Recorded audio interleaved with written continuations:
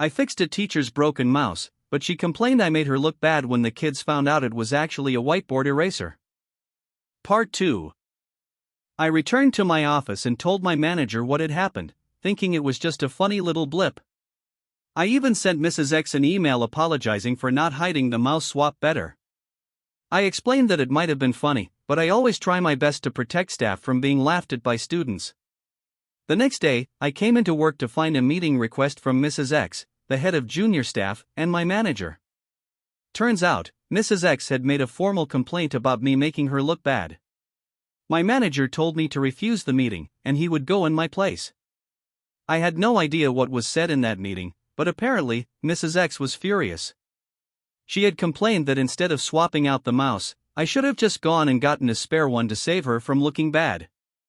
She said my actions undermined her authority in the classroom and ruined her credibility with the students and parents. Mrs. X was livid that my manager had stopped me from coming to the meeting. But my manager stood firm. He told her that if she pushed the issue any further, he'd happily take it up with the principal and explain how I tried my best to minimize her embarrassment. Ultimately, Mrs. X dropped the complaint. From that day forward, she was a lot friendlier toward me. However, I could tell she didn't really like me. It was clear that, in her mind, I hadn't done enough to cover up her mistake.